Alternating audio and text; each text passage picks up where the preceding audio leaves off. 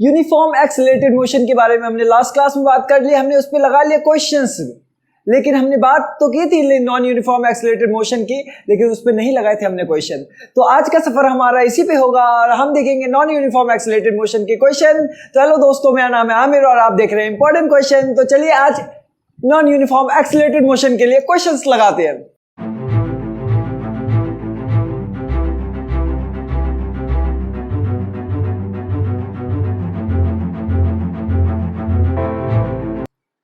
तो सबसे पहले मैं आपसे कुछ बातें करना चाहता हूँ कि जैसा कि आप लोगों को पता है कि हमारे लिए नीट, जेई मेन, एडवांस के एंट्रेंस एग्जाम हमारे लिए ही एक दरवाज़ा है आगे बढ़ने के लिए।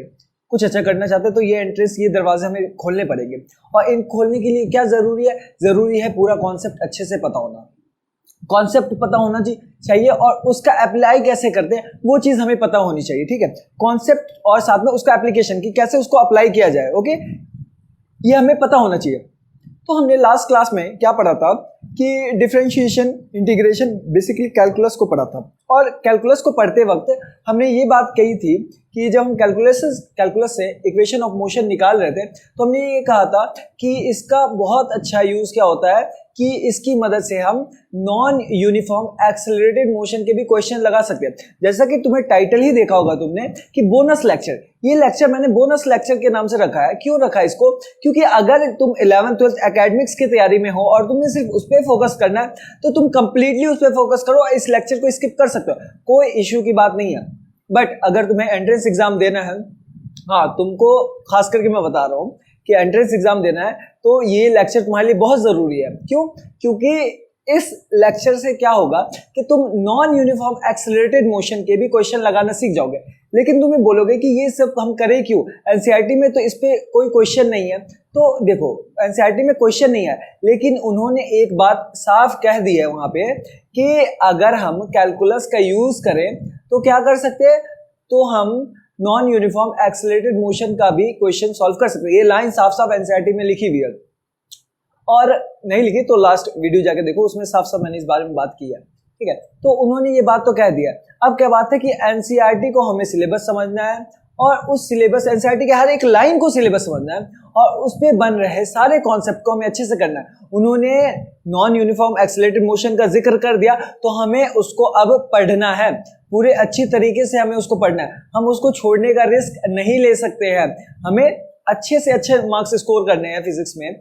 और फिजिक्स ही मेन, तुम्हें पता होगा कि फिजिक्स ही मेन कट ऑफ डिसाइड करता है बच्चों का, जो भी मार्क्स होते हैं वो मेन फिजिक्स से ही बनते हैं। तो फिजिक्स में बिल्कुल भी रिस्क नहीं लेने का रे बाबा, बिल्कुल भी रिस्क नहीं लेने का। ठीक है, और रिस्क नहीं लेने का, और साफ बात क्या है कि इसके लिए जो कॉन्सेप्ट मिलेगा हम उसको पढ़ेंगे, हम उसको जितना डीपली हो सके उसको पढ़ेंगे। और बेसिकली पढ़ेंगे किस हिसाब से कि हमें वो चीज़ें समझ में आ जाए। समझना क्यों ज़रूरी है इसको समझो कि अगर तुम्हें ये चीज़ समझ में आ जाती है कि नॉन यूनिफॉर्म एक्सेलरेटेड मोशन को हमने सॉल्व कैसे किया, कैलकुलस का यूज़ कहाँ कहाँ करते हैं, तो तुम आगे चल के, मैं बेसिक के लेक्चर पे इतने ज़्यादा फोकस क्यों कर रहा हूँ, क्योंकि अगर ये चीज़ें समझ में आ गई तो तुम्हें आगे पढ़ने में कोई तकलीफ नहीं होगी। मैंने कैलकुलस को एकदम अच्छे से समझाया, एक एक बात समझाई कि इसका यूज़ कब करेंगे, कहाँ पे करेंगे, कितनी छोटी पॉइंट लेंगे, इसको इंटीग्रेट कहाँ से कहाँ करेंगे, सब बातें तुम्हें बताई। अब क्यों बताई? सिर्फ कि क्योंकि तुम जब भी चीज़ें अप्लाई करने जाओ तो तुम खुद से कर सको। तुम्हें क्या हो कि तुमने वो क्वेश्चन, उस टाइप के क्वेश्चन किए हो ना किए हो, उससे मतलब नहीं है, तुम वो चीज़ आराम से कर सको। इसी का मेन मकसद है मेरा कि तुम्हें कॉन्सेप्ट एकदम खोल के बता दिया जाए। ठीक है, समझदार लोग हो तुम, बेशक सबके सब समझदार हो। अगली बार में हम अगली क्लास में देखेंगे कि तुम सब कितने समझदार हो, एक ट्रायल करेंगे, उस पर देखेंगे कि सब अपनी अपनी इंटेलिजेंस चेक कर सकते हैं कि किसका दिमाग कितनी तेज चलता है। और हमारा सबसे जरूरी है दिमाग का तेज चलना। दिमाग के तेज चलने पे दिमाग के बारे में पढ़ो। ठीक है, तो हम क्वेश्चन करेंगे क्वेश्चन, लेकिन कुछ बातें आज बोनस लेक्चर, इसमें सिर्फ हमारे पास कुछ क्वेश्चंस हैं, वो क्वेश्चंस करने हैं। लेकिन बेसिक बात है कि तुम्हारी एक स्टूडेंट के साथ सबसे बड़ी दिक्कत क्या है, तुम लोग डिमोटिवेट बहुत ज़्यादा होते हो यार, काम कम करते हो लेकिन डिमोटिवेट ज़्यादा हो जाते हो। तो बेसिकली बात है कि यार डिमोटिवेट हो क्यों रहे हो? जब तुमने फिक्स कर लिया, जब तुमने फिक्स किया और किसी ने नहीं, तुमने फिक्स किया है कि तुम्हें ये एंट्रेंस क्लियर करना है, या जेईई मेन क्लियर करना है, या एडवांस क्लियर करना है, या तुम्हें नीट क्लियर करना है, या एम्स क्लियर करना है, ये तुमने डिसाइड किया। किसी ने अगर तुम पे थोपा है तो अपने दिल से पूछो तुम्हें करने का मन है या नहीं करना है। नहीं करने का मन है, साफ साइड हो जाओ, कोई इतना रिस्क नहीं लेने का, बिल्कुल खाम मेहनत कर रहे हो बिन फालतू में जहाँ तुम्हारा मन नहीं है। लेकिन अगर तुमने ये फैसला कर लिया कि तुम्हें करना है तो फिर भाई तुम डिमोटिवेट क्यों हो रहे हो? क्यों किसी और को देखते हो कि कोई 4 घंटे पढ़ रहा है, कोई 7 घंटे पढ़ रहा है? भाई तुम्हें बस क्या करना है कि तुम्हें टारगेट किसको करना है। सिंपल सी बात है कि तुम्हें किसी बंदे को टारगेट नहीं करना कि पास में शर्मा अंकल का बेटा इतना पढ़ रहा है, शर्मा जी का बेटा इतना पढ़ रहा है, या वर्मा जी का बेटा इतना पढ़ रहा है। तो तुम्हें किसको टारगेट करना? तुम किसी भी बंदे को मत देखो। तुम्हारा टारगेट क्या है? सबको क्या है कि नंबर लाने, अच्छे नंबर लाने। तुम हमेशा टारगेट करो जो भी तुम्हारा फुल मार्क्स है। जैसे कि अगर मान लो नीट के बच्चे हो तो उसका 720 फुल मार्क्स है, जेईई मेन के लिए 300 फुल मार्क्स है। तो तुम हमेशा टारगेट करो फुल मार्क्स को। हमेशा कोशिश करो कि ये तुम्हारा टारगेट है। तुम्हें किसी से आगे नहीं रहना, किसी के पीछे नहीं रहना। और अगर तुमने फुल मार्क्स को टारगेट करने का सोच लिया है, मान लो मैं फिजिक्स की बात करता हूँ, तो नीट में बच्चों के फिजिक्स कितने के आते भाई? 180 का। तो 180 में से तुम 180 को टारगेट करो, अपने आप सब नंबर अच्छे हो जाएंगे। तुम बायो में 360 टारगेट करो, केमिस्ट्री में 180 टारगेट करो।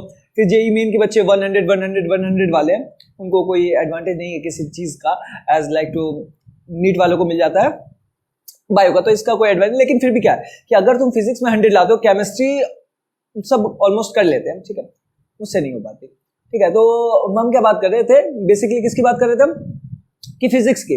अब फिजिक्स को तुम मेनली बात है कि तुम फुल मार्क्स को हमेशा टारगेट करोगे तो क्या बात है, हमेशा नंबर उसके आसपास होंगे और तुम देखना तुम खुद से ही रैंकर बन जाओगे। अगर तुम फुल मार्क्स को टारगेट करते हो, तुम वर्मा जी, शर्मा जी बेटे, इन सबको, सोनू, मोनू, तो सबको टारगेट करना छोड़ दो। तुम्हारे क्लास में कौन अच्छा पढ़ रहा है, कौन खराब पढ़ रहा है, वो ज्यादा पढ़ रहा है, वो खराब पढ़ रहा है, तुम्हें किसी को नहीं देखना यार। तुम अकेले हो, तुम्हारा टारगेट है 720 अगर नीट के बच्चे हो तो, और जेईई क्या 300, तुम्हारा टारगेट फिक्स है। अब तुम अपने टारगेट पे देखो और चलना शुरू करो, उसी पे काम करने में हमें किसी और से कोई मतलब नहीं है। और बीच की जो डिस्ट्रैक्शन चीजें हैं, ठीक है, तुमने अपना विजन सेट किया, अब बीच की डिस्ट्रैक्शन को लात मार दो। वो डिस्ट्रैक्शन तुम्हें डिस्ट्रैक्ट करके तुम्हारे विजन को ही डिस्ट्रैक्ट कर देंगे। तुमने अपना विजन फिक्स कर लिया, एक लाइन ऑफ एक्शन ड्रॉ करो, उस पर चलना शुरू कर दो, ठीक है। बीच में डाइवर्जन नहीं लेना हमें, कट के कोई शॉर्टकट का चक्कर नहीं करना हमें कि ये शॉर्टकट तरीका है, ये कर लो, ये कर लो। जो तरीका एकदम प्रॉपर, उस तरीके से चलना है और मंजिल तक पहुंचना है। ओके, इतना काफी है या कुछ और भी बोलूं तुम्हें? यार डिमोटिवेट नहीं होना। सबसे बड़ी बात, एक बात ध्यान रख लो कि अगर तुम ही डिमोटिवेट हो गए तो फिर फायदा कुछ नहीं है। खुद को मोटिवेट रखने का एक वजह ये बनाओ क्योंकि तुम ही हो जो इस नैया को पार लगा सकते हो और किसी का कोई हाथ नहीं है। तुम ही हो जिसको मेहनत करनी पड़ेगी, तुम ही हो जिसको रातों को थोड़ा बहुत जगना पड़ेगा। पूरा मत जगना ना यार, किसी को रात जग के पढ़ाई करते हैं, ठीक है। तो मैं सजेस्ट करूंगा कि अपनी 6 घंटे की नींद पूरी लो, प्रॉपर लो, अच्छे से लो, 6 घंटे तो पूरी लो, ठीक है, उससे थोड़ा ज्यादा नहीं। बाकी बचे हुए 18 घंटे का जितना हो सके उसमें से 1 सेकंड भी बर्बाद नहीं करना, ठीक है। और उसको 1 सेकंड भी बिना बर्बाद किए उस 18 घंटे का अच्छे से यूज करो, ठीक है। दोस्तों के साथ घूमना जाना छोड़ दो, मैं पहले बता रहा हूं, ये आगे अलग अलग जगह, दीघा बीच पे जाना, ये तुम्हारा अलग अलग जगह जहां भी तुम जा रहे हो घूमने के लिए, छोड़ दो जाना। जैसे कि मुझे सुनने में आ रहा है कि तुम लोग घूम ही रहे हो, ठीक है। तो अगर तुम्हारे ये घंटे अगर किसी सही कॉन्सेप्ट में यूज हो गए और तुम्हारे इस कॉन्सेप्ट की वजह से तुम्हारे 4 नंबर आ गए, वो तुम्हारा रैंक इतना ज्यादा पुश कर देंगे कि तुम सोच भी नहीं सकते, ठीक है। तो सबसे बेसिक बात है कि तुम अपने एक एक सेकंड को बचाओ और उसका सही यूटिलाइज करो, ठीक है। सही यूटिलाइज करो और देखो फिर सब कुछ होगा। खुद को डिमोटिवेट नहीं करना क्योंकि तुम्हें ही सब कुछ करना और किसी के हाथ में कुछ नहीं है। अगर तुम्हारे पास कुछ ऐसा ऑप्शन है कि तुम कुछ काम इसको दे दो, कुछ काम इसको दे दो और फिर तीनों मिलकर काम करते हैं, यहाँ पे टीम वर्क कुछ नहीं है। इस केस में क्या तुम्हें अकेला दौड़ना है, ये अकेली लड़ाई है, ये तुम्हारी जिंदगी की लड़ाई है, कह सकते हो कि लड़ाई है, लड़ो, ठीक है। किसी के साथ नहीं है, तुम्हें खुद के लिए करना है। दूसरे आके तुम्हें ताना देके जरूर चले जाएंगे, दूसरे आएंगे बोलेंगे कि तुम ऐसे क्यों करते हो, टॉन्ट मारेंगे तुमसे कि ये चीज छोड़, ये, लेकिन कोई तुम्हारा हेल्प करने नहीं आएगा। हेल्प करने के लिए सिर्फ कौन हो? सिर्फ तुम हो, ठीक है। तो अपने आप को बी पॉजिटिव, हमेशा बी पॉजिटिव रहो, ठीक है। इंडिया के ज्यादातर लोगों का ब्लड ग्रुप भी बी पॉजिटिव और ओ पॉजिटिव ही होता है, खैर तो हम ऑलवेज बी पॉजिटिव है, ठीक है। जोक।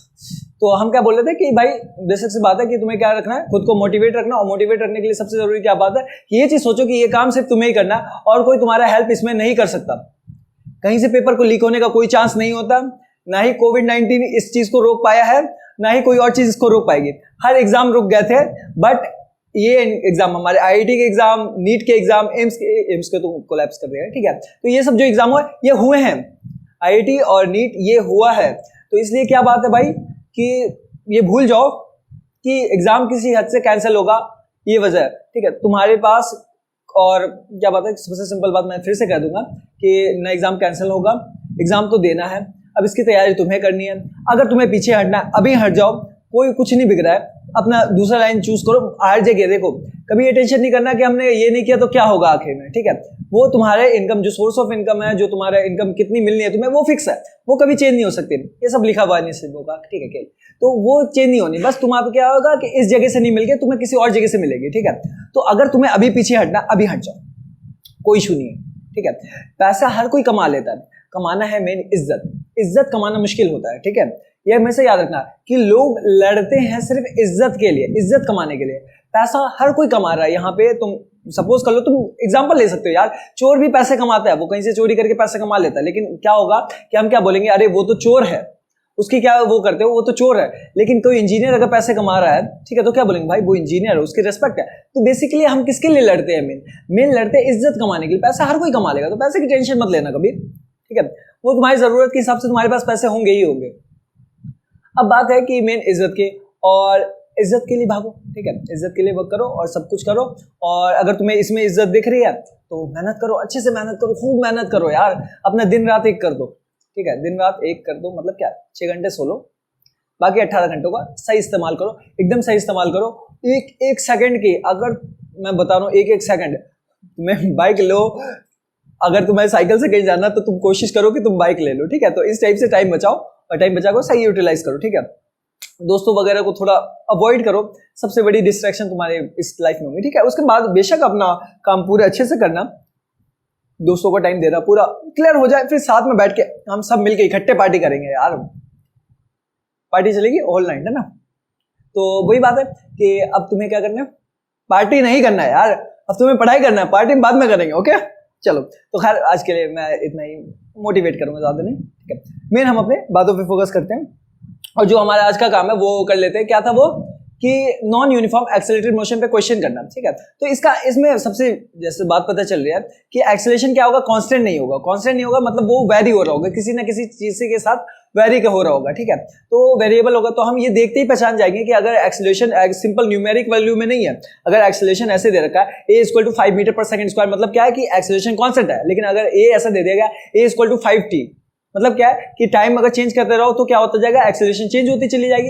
तो इस टाइप के इक्वेशन क्या होंगे, नॉन यूनिफॉर्म एक्सेलरेटेड मोशन में आ जाएंगे, ठीक है। और जैसे मैंने पता कर लिया कि ये नॉन यूनिफॉर्म एक्सेलरेटेड मोशन का सवाल है, तो दिमाग में सिर्फ एक ही बात चलेगी कि ये सॉल्व किससे हो सकता है। एकलौता तरीका इसके सॉल्व करने का क्या है, कैलकुलस। कैलकुलस के अलावा कुछ हो नहीं सकता, इसलिए कैलकुलस की वीडियो देख लो यार जाकर, ओके। अब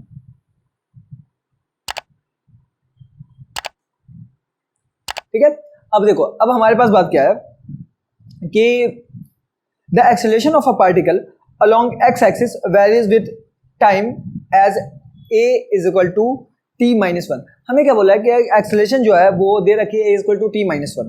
तो एक्सेलरेशन कितना दे रखा है, a = t-1। मतलब ये फिक्स तो नहीं है, ये हमें देखते ही पता चल गया कि क्या है, एक्सेलरेशन किसके में वेरी हो रहा है, एक्सेलरेशन वेरी हो रहा है t के टाइम में, टाइम के टर्म में दे रखा है। तो acceleration is varying with time, with respect to time के रिस्पेक्ट में ये क्या होता जा रहा है, वेरी होता जा रहा है।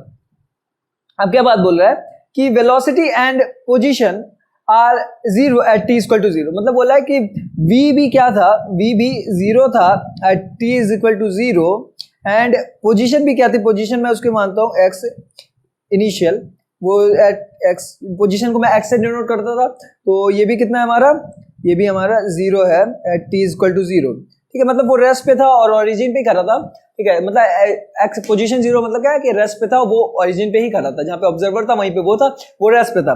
फिर क्या किया उसने, चलना स्टार्ट कर दिया at the rate of acceleration कितना, t-1 के रिलेशन के साथ। Find displacement of the particle in the interval t = 1 to t = 3 second. ये बोला है कि ये डिस्प्लेसमेंट निकालना 1 से 3 सेकंड में, ठीक है। तो हमें डिस्प्लेसमेंट के लिए क्या करना होगा, तो सबसे पहला काम हमारा क्या होता है कि एक्सेलरेशन गिवन है और हमें डिस्प्लेसमेंट तक पहुंचना है।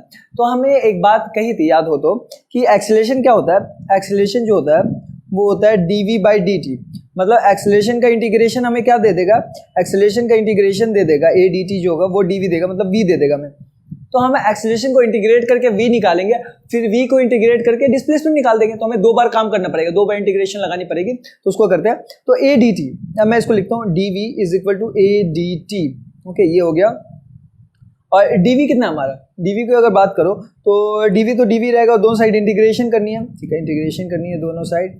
और लिमिट कहाँ से कहाँ पुट होगी, तो देखो टाइम इक्वल टू 0 से लेके चलता हूँ मैं, और कहाँ से कहाँ तक चलूंगा मैं, टाइम इक्वल टू 0 पे। अभी देखो लिमिट पुट कर रहा है तो टाइम इक्वल टू 0 पे वेलोसिटी की वैल्यू क्या थी, तो वेलोसिटी भी हमारा 0 था, ओके, टाइम इक्वल टू 0 पे वेलोसिटी भी 0, और टाइम इक्वल टू t पे मान लिया वेलोसिटी हो जाएगी मेरी v, ओके।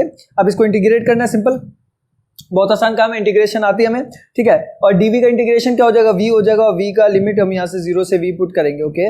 और a क्या है, a की वैल्यू डालो पहले, a की वैल्यू डालेंगे t-1 और ये dt, ओके। और इसका इंटीग्रेशन कहाँ से, 0 से t तक, और इसको मैं डायरेक्ट कर दूंगा, इधर तो v-0 आ जाएगा, और इधर आएगा हमारे पास t² माइनस में t, ठीक है, t² माइनस में t, और इसका लिमिट पुट करेंगे 0 से t तक। तो हम देखो t पुट करेंगे तो सेम आ जाएगा, और 0 पुट करेंगे तो सब 0 हो जाएगा, ठीक है। तो v-0 is equal to t² minus 2 minus t minus में 0, ओके। अब लोअर लिमिट पुट करने पे क्या होगा, सब 0 हो गया, ठीक है। तो तुम बोनस लेक्चर देख रहे हो, मतलब क्या, तुम नीट एंट्रेंस के, नीट या जे की एंट्रेंस की तैयारी कर रहे हो, तो ये चीज़ तुम्हें अब तक तो समझ में आ ही गई होगी, ठीक है। कोई 11th-12th वाला बंदा होता और तुम भी देख रहे हो तो भाई देख लो कि लिमिट पुट किया, और वही पुराने तरीके है, पहले अपर लिमिट पुट किया, फिर माइनस लगा के लोअर लिमिट पुट किया, अपर लिमिट पुट किया तो हमारा ये आया, और लोअर लिमिट पुट किया तो ये आया, ओके, ठीक है।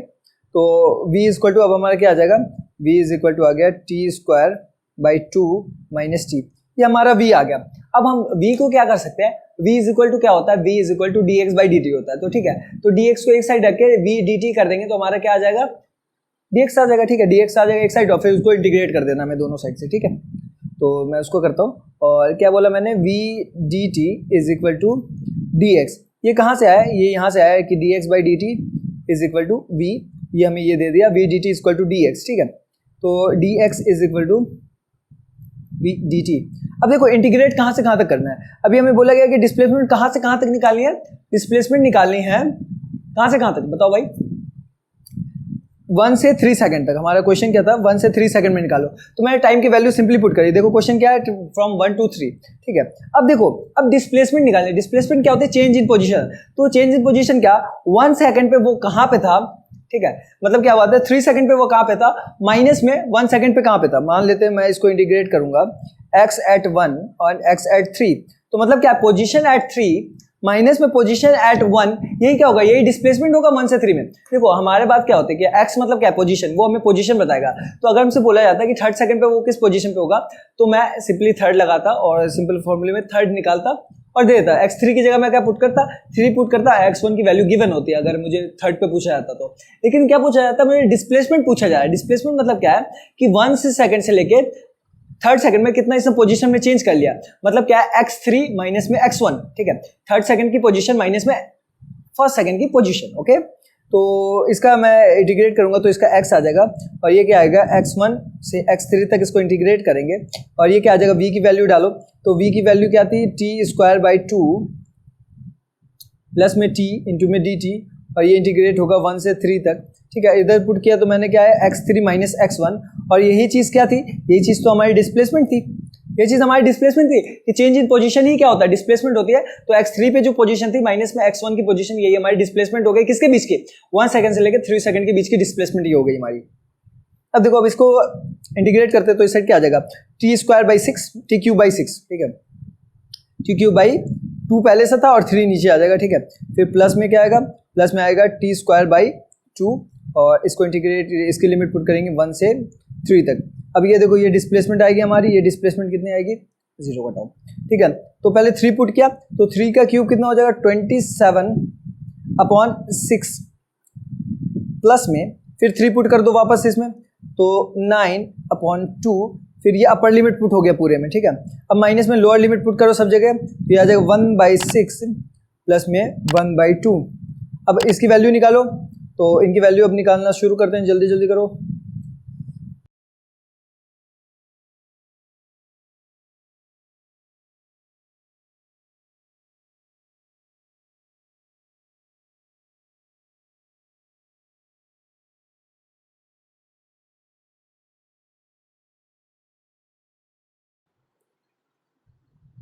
तो हमारा आंसर कितना आ गया, 8.33 मीटर, ठीक है। तो ये इसे हमारा ये क्या पता चलता है कि आंसर आ गया हमारा 8.33 मीटर। तो सिंपल है, हमारा change in position he displacement होती है, तो हमारी डिस्प्लेसमेंट कितनी आ गई 8.33 मीटर। ओके, इस पे एक और क्वेश्चन देखते हैं नॉन यूनिफॉर्म एक्सेलरेटेड मोशन पे। अगले क्वेश्चन की तरफ चलते हैं। तो अगला क्वेश्चन हमारा क्या कह रहा है कि the acceleration of a particle along X axis varies with position as a equal to 9x। देखो पिछला जो क्वेश्चन था हमारा वो उसमें क्या था कि एक्सेलरेशन वेरी हो रहा था किसके साथ वेरी हो रहा था टाइम के साथ। तो हमने एक्सेलरेशन को टाइम के साथ डिफरेंशिएट की इक्वेशन निकाली, एक्सेलरेशन और टाइम के बीच के रिलेशन निकाली, फिर उसकी मदद से हमने आगे फर्दर इंटीग्रेट किया। लेकिन यहाँ पे क्या है, यहाँ पे एक्सेलरेशन किसके साथ रिलेट कर रहा है, एक्सेलरेशन किसके साथ रिलेशन रख रहा है, पोजीशन के साथ। तो हमें कैसी इक्वेशन ढूंढनी पड़ेगी जो पोजीशन के साथ थी। ऐसी मैंने एक इक्वेशन लास्ट क्लास में बताई थी, याद नहीं आ रहा तो ऊपर आई बटन दबा के पुराना लेक्चर जाके देख लो, ठीक है। और उसमें साफ साफ ये इसके मेंशन किया गया है कि a और x के बीच में, मतलब एक्सेलरेशन और पोजीशन के बीच में क्या रिलेशन मैंने मेंशन किया है। अब देखो एक्सेलरेशन कितना दे रखा है हमें, एक्सेलरेशन हमें दे रखा है a इक्वल टू 9x, ठीक है। और वेलोसिटी जो बोला गया, velocity is 0 at t equal to 0, मतलब वेलोसिटी 0 है जब टाइम 0 है, तो v equal to 0 at t is equal to 0, मतलब v हमारी वेलोसिटी 0 है जब टाइम स्टार्ट किया गया था, ठीक है। लेकिन उस वक्त पोजीशन कुछ थी, टाइम इक्वल टू 0 पे x कितना था, x 2 मीटर था, पहले ही x 2 मीटर जा चुका था, ठीक है। Find speed at v x equal to 4, जब x इक्वल टू 4 मीटर हो, मतलब कि 4 मीटर जब वो दूर जा चुका हो तब उसकी पोजीशन क्या हो, तब उसकी एक्सेलरेशन क्या होगी। तो तुम क्या ऐसे बता दोगे 9 इंटू एक्स,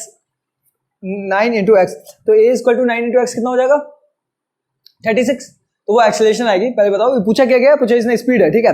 तो स्पीड के बारे में बताना है, तो स्पीड हम कैसे बताएंगे, तो आगे चलते हैं। अब वेलोसिटी का मैग्नीट्यूड हटाने की कोशिश करेंगे बेसिकली। आगे देखो क्या करते हैं, वेलोसिटी का डायरेक्शन हटाने की कोशिश करेंगे, ठीक है।